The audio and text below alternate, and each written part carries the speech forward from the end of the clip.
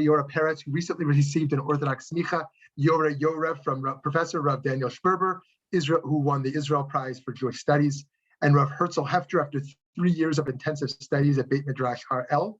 This year, Eliora has been awarded an Advanced Torah Fellow Scholarship at the Memorial Foundation of Jewish Culture in New York to research the mikvah ritual of the converting bride. For the last decade, she's been teaching Talmud, Halakha, and Musar to Francophone Jews in various settings. Eliora completed her PhD in Media Sciences at the Sorbonne University in Paris. She's an associate lecturer at the Hebrew University of Jerusalem and part of a research think tank at the Van Leer Jerusalem Institute on Partnership Peace. She's a research consultant for the UN Global Coalition on Youth, Peace and Security, UNSCR 2020-50. Her research on the role of media during transitional justice processes and peace negotiations has been published on various top-ranked peer-review academic journals and collective academic publications. It's very rare that we have a scholar here who is both immersed in Torah and immersed in this thoughtful academic work and as a practitioner in peace work. So we're very pleased to have here at Ur Tzedek in partnership with Torah Chaim, our friend Rabbi Dr. Eliora Peretz. Thank you for joining us to talk about transitional justice. Thank you so much for having me.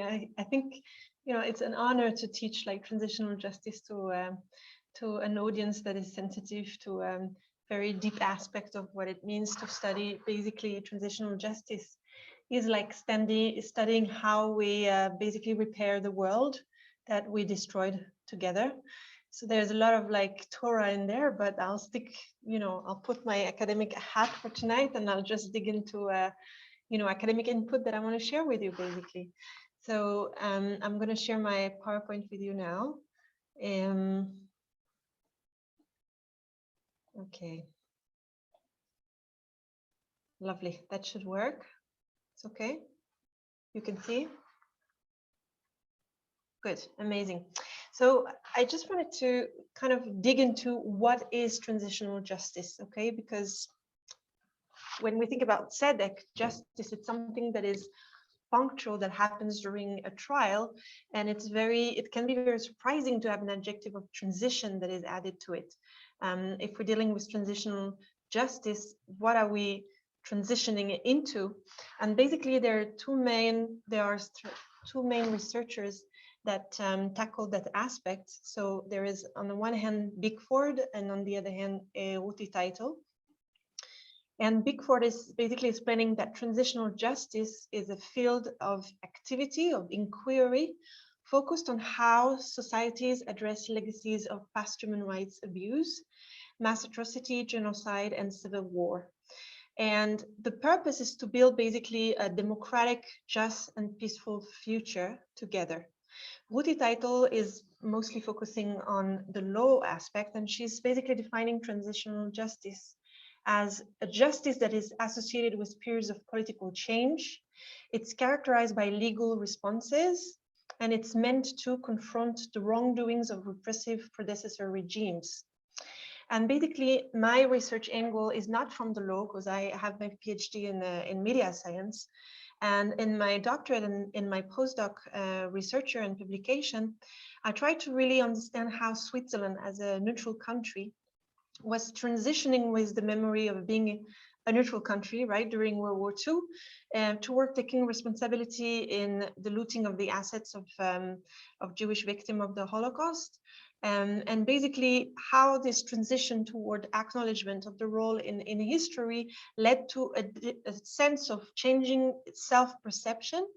And by changing self-perception, it needed also to heal itself from this very traumatic moment, right? Like from realizing that actually we were not that neutral and we committed crime and we need to apologize for it and we need to make up for it.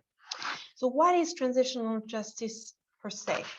First of all, it is a justice that is conducted in different steps. And it's basically accompanying political transformation to confront the wrongdoings of abusive predecessor regime. The general purpose is basically to investigate human rights and violation, past human rights violation, and to prosecute the criminal. Crucial for the victim to see their perpetrator adopting in the media arena the narrative negotiated during transitional justice. Basically, we're trying here to shift a narrative about, who were the perpetrator. And by doing this, we're creating the category of who are actually the victims. Since the effectiveness of transitional justice may be judged on the basis of the circulation of the newly updated mutual agreed upon historical narrative, I basically digged into tracking like if and how countries which transited are updating their history books that they will use in schools, and maybe setting commemoration ceremonies, or trying to delve into art and cultural production that will acknowledge the suffering of the victim. So here I put some kind of a visual illustration of what I presented up until now. Like, transitional justice is articulating a change in narrative, a transition in a narrative, and the role of the media is very crucial in this aspect, because how do we know about the past? Some of us are, love to read history books, but most of us we will hear it from school, whatever we are taught. So the role of the educator is crucial here, but also from what the media tell us about what happened in the past during commemoration time and so on and so forth. So now I want to take about 5 minutes to explain you the legal content of this structure. First of all, we have to understand the basic of this idea of transitional justice is the Universal Declaration of Human Rights. There is this preamble of the Universal Declaration of Human Rights that was written in 1948, just after the Shoah. And human rights are the basic rights and freedoms to which all humans are entitled. So, we're trying to define two categories. The first one are the civil and political rights. So life, to be alive, basically, right? Liberty of property, freedom of expression, pursuit of happiness, and equality before the law. This is how it's phrased. And the second aspect are the social, cultural, and economical rights. It's basically the right to participate in science and nature, the right to work, the right to education. So whenever we are dealing with abuse of human rights, it's basically something, a violence or an oppression that will challenge either of these two elements here. Transitional justice is not dealing with regular violation of human rights. It's dealing with violation of human rights in a framework of mass atrocities. And it's basically genocide, war crime, crime against humanity, and ethnic cleansing. So I think we need to take a few minutes to define each of these keywords that we hear, unfortunately, quite often. Genocide. So the genocide has been defined as meaning act committed with the intent to destroy, in whole or in part, a national, ethnical, racial, or religious group. The critical aspect about the genocide is that there must be a proven intent on the part of the perpetrator to physically destroy a national, ethnic, racial, and religious group. The victim of this crime are deliberately and not randomly targeted because of their real or perceived membership in one of the four protected groups. Genocide can also be committed against only a part of the group, as long as this part is identifiable. If I rephrase in one sentence, genocide is a crime that is perpetrated in order to completely annihilate a peculiar a part of humanity, and to do it so intentionally. Crime against humanity have not been codified in a separate treaty of international law. So it's defined in the Rome Statute of the International Criminal Court as follows. The crime against humanity means act committed as part of a widespread or systematic attack directed against any civilian population. So the key aspect of crime against humanity is that suddenly the category of the victim is not anymore a particular type or group, is defined by the fact that we are targeting civilians. So this crime can be murder or extermination, deportation, or forcible transfer of population, torture, rape, sexual slavery, enforced prostitution, forced pregnancy, enforced sterilization, or any other form of sexual violence of comparable gravity. The crime of apartheid has also been codified as a crime against humanity, and other inhumane acts of a similar character intentionally causing great suffering or serious injury to body or to mental or to physical health. So this definition is extremely helpful in our international relation. And on the other hand, it's pretty broad, so it gives room for interpretation. The ethnic cleansing, for example, that has been labeled as such in Australia, for example, and it's started to be discussed in Canada as well. It hasn't been recognized as an independent crime under international law, but it's basically rendering an area ethnically homogeneous by using force or intimidation to remove persons of a given group from an area. It's a purposeful policy designed by one ethnic or religious group to remove by violent and terror-inspiring means the civilian population of another ethnic or religious group from certain geographic area.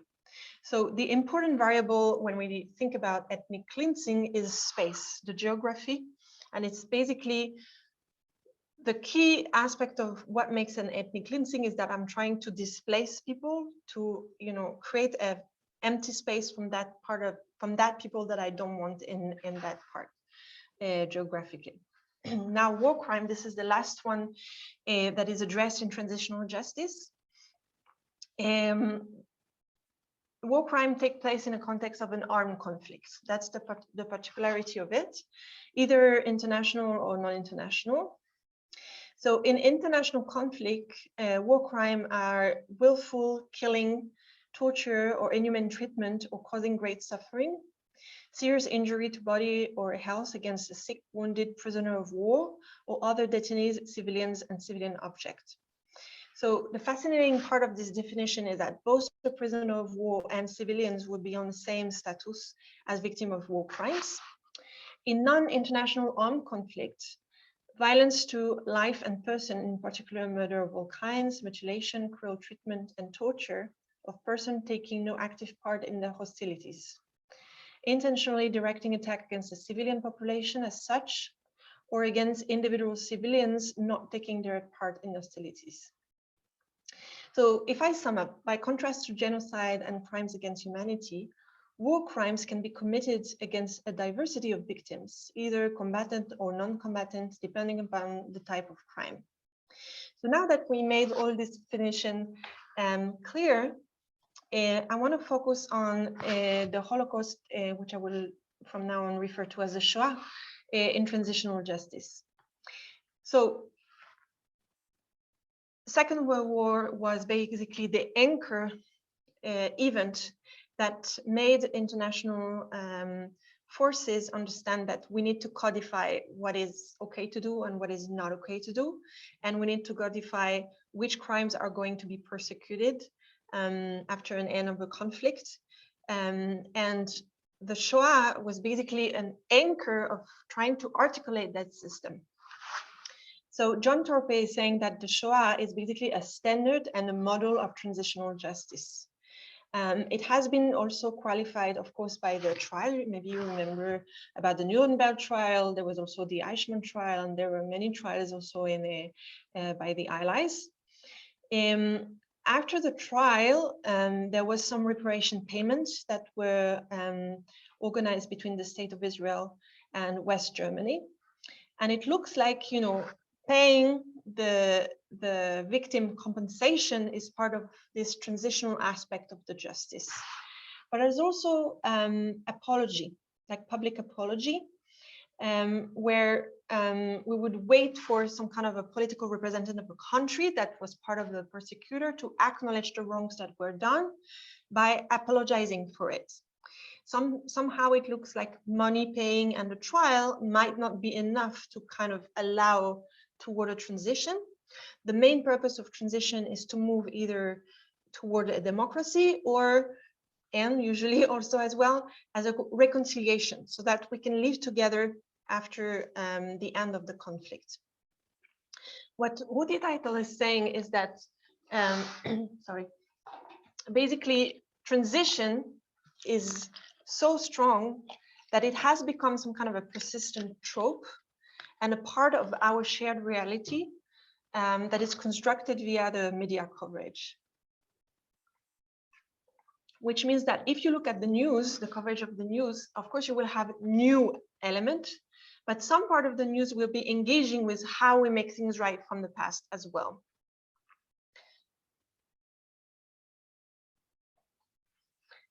So the Encyclopedia of Genocide and Crime Against Humanity is defining exactly what is transitional justice. I'll show you in a moment some kind of a visual representation of it. But it's basically saying it's the justice during transition.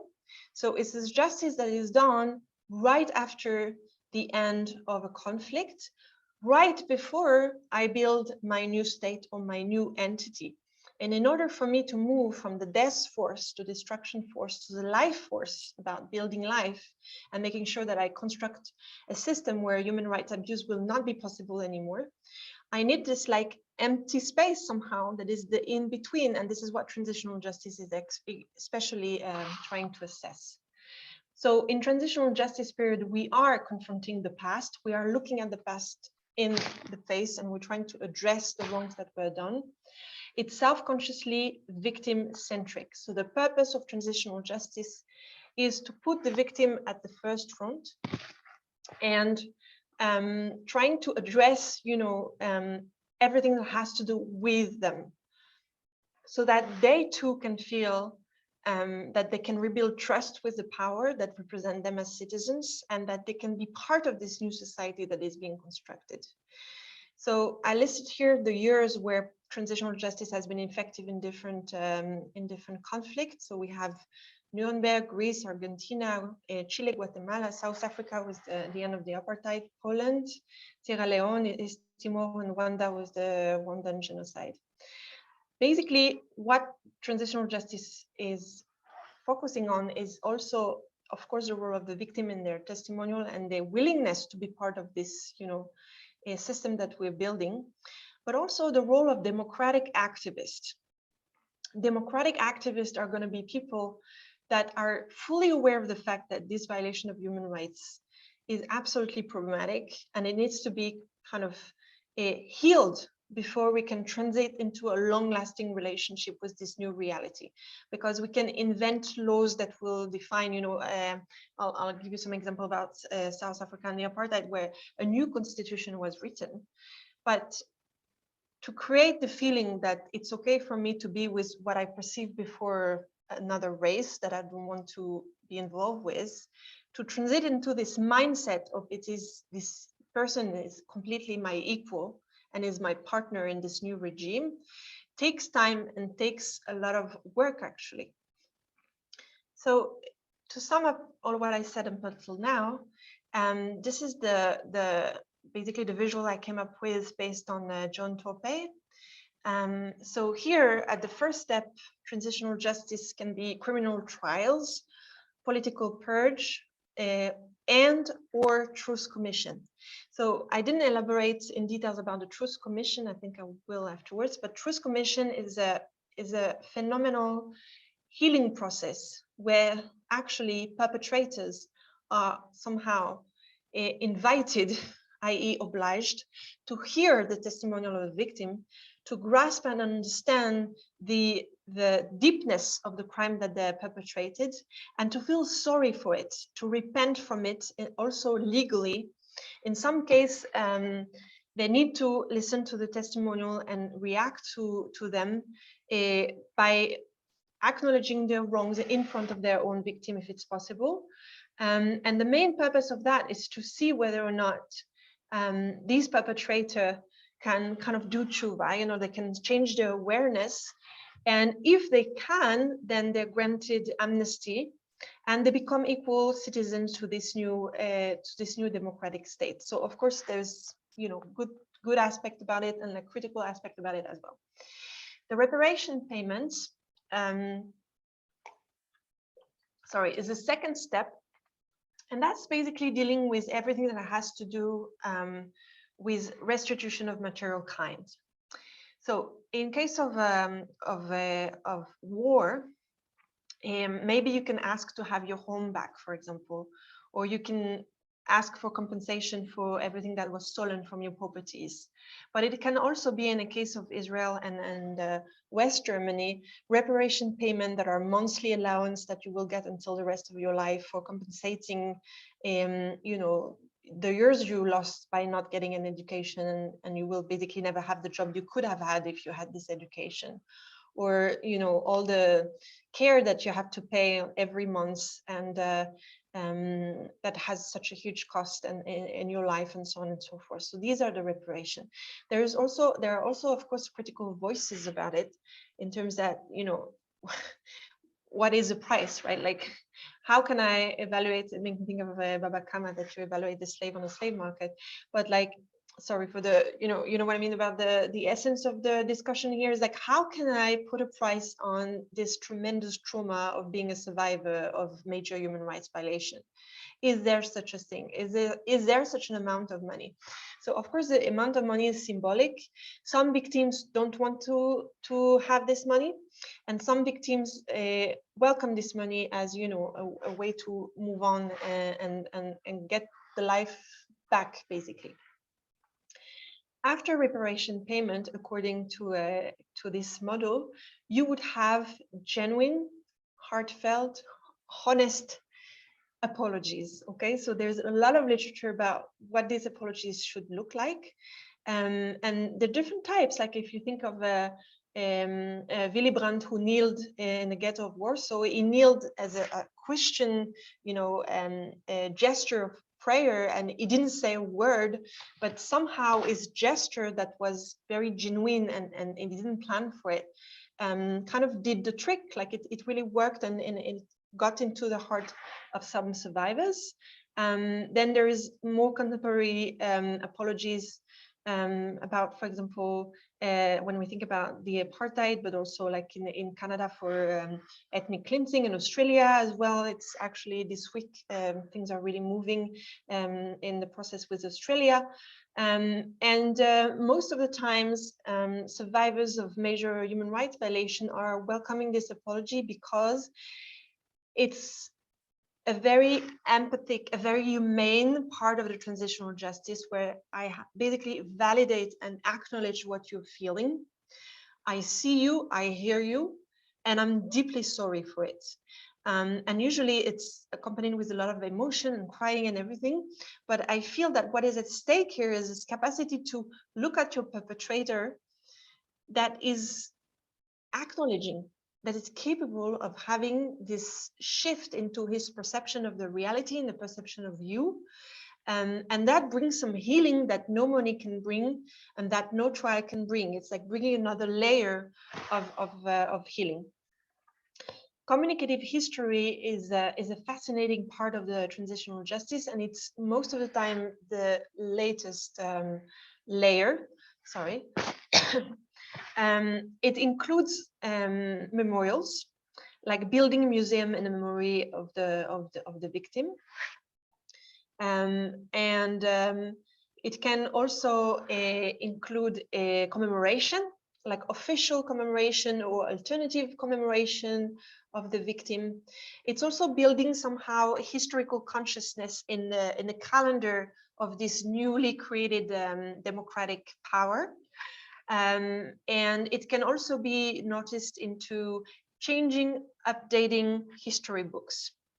There's something absolutely tremendously important for victims, saying, okay, we're having this trial that are most of the time very, broadcasted and highly political. You paid me money for whatever harm you did to my body and my soul. You apologize for your crime, but now let's see, the real test is what you're going to teach your children about it. Are you going to update the narrative? Are you going to acknowledge your role? Are you going to teach that it's not okay, that it should not be replicated? And are you going to basically see my narrative as a victim as a valid narrative that need to be passed on into the next generation as well. Okay, now I want to look into the framework of how to confront past abuse. It has been argued that transitional justice is some kind of a political system that has been created by people in charge of power, like political leaders, in order for them to strike a major political transformation in the shortest amount of time possible. So in some countries, the work of the transitional justice is in a very defined timeline, and other countries, for example, each step will be achieved with a time gap that cannot really be planned ahead or just planned at all. And that can be extremely frustrating for the victim because, for example, here, if I take the case of Switzerland, there was a truth commission, there were two truth commissions, there were reparation payments, there was an apology that was not amazing, but it was there. But the updating of the history book is still awaited, like 15 years after the fact, and it probably will not happen if there isn't an extra push for it. But there are some like exhibition in different museums that are addressing different aspects of the transitional justice. So that can be extremely frustrating. To the point that if the whole process is not completed within a time frame that is less than a generation, then retroactively, and that's what I argue in my the publication of 2013, retroactively we kind of question the whole process. Like, were you really honest when you were carrying out your truth commission? Were you really genuine when you apologize? Because it takes so long for you to update your history books.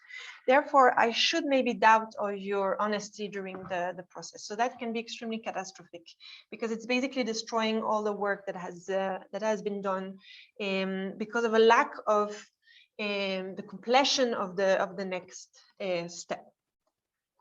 So in order for us to confront past abuse, Big Four is telling us that you need a combination of complementary judicial and non-judicial strategies. So as I said, prosecuting and perpetrators, establishing truth commission, forging effort toward reconciliation in fractured societies. So this is not present in transitional justice per se. It's added to the literature by saying, what is the value of transitional justice if we're not working toward reconciliation? And sometimes it's too far-fetched. If you think about the Shoah and Germany, some of us are okay with accepting reparation, some of us are okay with accepting the apology, but maybe we will have a problem to reconciliate. There is a pattern of like boycotting products as a stance, right? So if you ask for reconciliation as somehow a needed step into evaluating the effectivity of transitional justice for most of the crimes that qualified as genocide, this system will fall short. You will never really reach reconciliation as fast as one would wish. The most successful system maybe is somehow the apartheid. But on the other hand, like contemporary research are showing that, on paper, it looks perfect. We did everything right, but like concretely, we still feel something is off sometime for education, for access to work, for like inegalities and so on and so forth. The key to making sure that you are reaching a long-lasting transformation is basically to reform a wide spectrum of abusive state institution. So this is the very tricky moment where, especially, for example, if you think about the example of Ireland, Northern Ireland, it's like if you're dealing with violent type of crime, it's very hard to transit from one day like this, okay, I'll stop whatever I was doing for 30, 40 years and I'm going to be someone else completely out of the blue. So in order for it to work, you need to completely change the whole political system that you build afterwards so that no one can be covered by this new political system. And I can give you many examples like this of like, you know, for example, is people who were in a Stasi, like in Germany, and then they would suddenly run for being, you know, mayor or like minister or whatever. And that for the victim is problematic because it's like, wait a minute, but like, isn't it so that you qualify as a criminal and we've been through the process and now you're the leader and you're carrying on your public life as if nothing happened? So it's problematic for me somehow. So we try to assess in transitional justice how much a previous perpetrator can take an active part on a political level in rebuilding society afterwards. That's something we're trying to assess. Also, in order for the confrontation of past abuse to be effective, you need developing reconciliation initiatives. And that could be by peaceful existence, by collective healing, by, you know, bringing closure. And we yet have to invent and be creative about what that could be in terms of dealing with post-trauma and, you know, being able to encounter the story from the other side and being able to hold it and not judge it and not, you know, criticize it and just hold it for what it is as a story of a victim. So I have 10 minutes left. Maybe I give you some example. So I have an example of the Truth and Reconciliation Commission for the Apartheid. That was the flyer.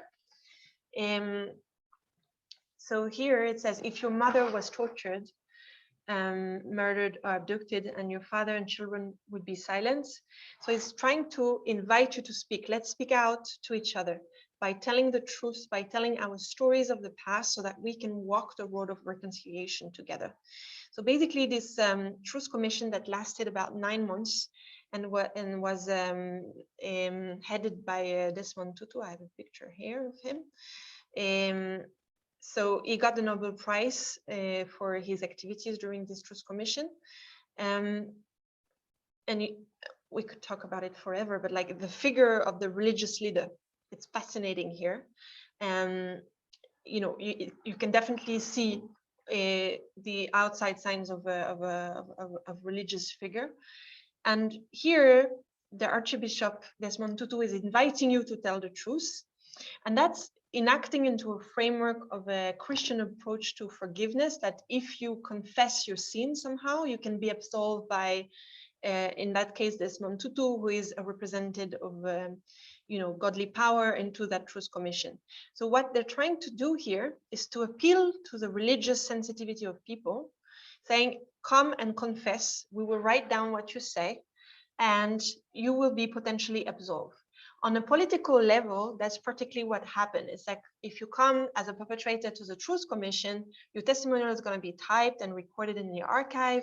And if you show some kind of sorrow or like remorse and you say, I regret for my crime, you basically get some kind of a political absolution, okay? And you can basically run for any political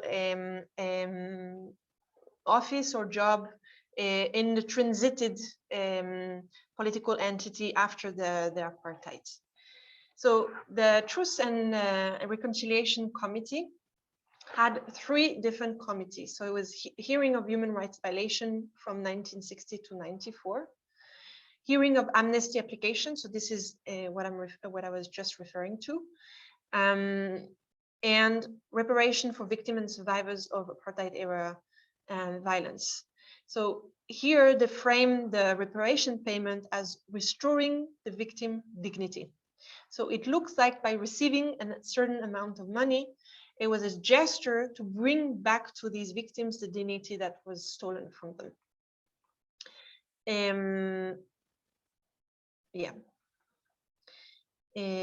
So this was the codification of the different types of race under the apartheid, and these are some picture.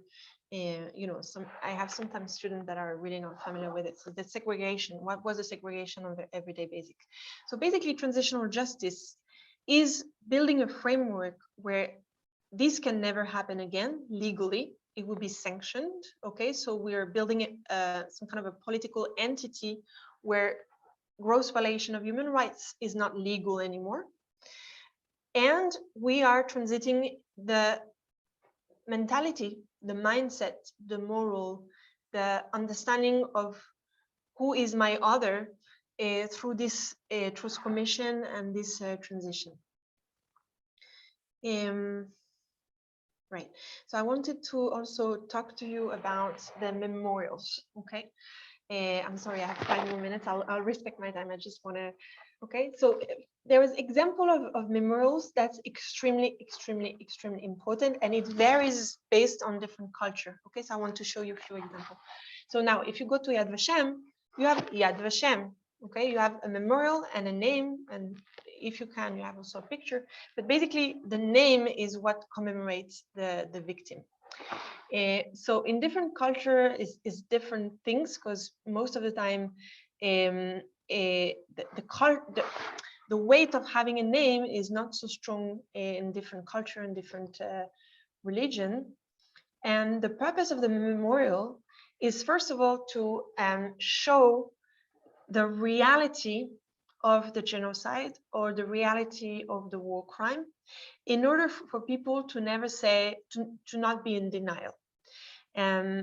So the memorial are changing the agreed upon narrative about the extension of the crimes and their nature. So these memorials play 2 roles. First of all, if you go to visit them, when you go out, if you have doubt about whether or not that was true, you had to prove that it was true.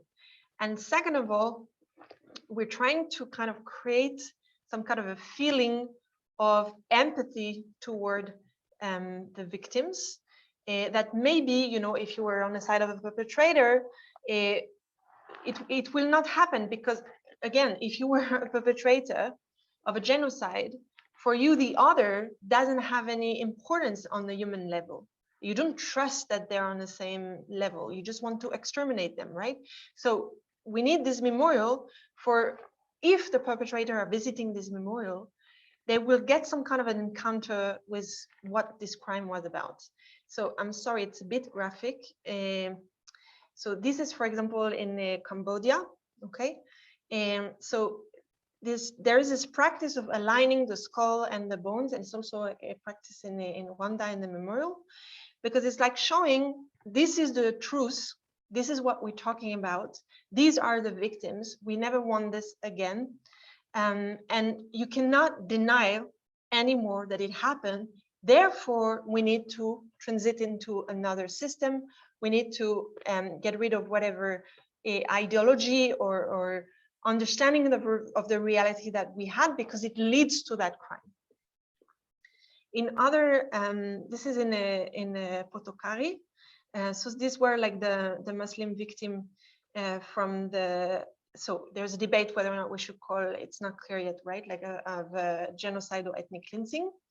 And here is very different, because you have pictures of the people. It's also more contemporary somehow, but is putting faces without names. So it's like these victims are watching you somehow and telling you, don't forget us and don't reciprocate the horror, and try to transit into another system and into another society that will be democratic and not lead to these awful crimes. So with this, I stop, and yeah. Thank you so much for that. I have a question. How do you think, if anything, these a lot of your presentation has adapted to this, our current times right now? Do you think it stayed the same, or has it adapted to what the current things that we're saying? Sorry, I'm not clear. So to give you an example, the Uyghur genocide. I've seen that in a lot of our time, it's not being addressed as a genocide, and it's not giving it's not been given a lot of mainstream attention. Is it because we're still stuck in the past and we're not willing to address it as a genocide, or what do you think About the Armenians? the Uyghur genocide in China? Uyghur, yes, of course.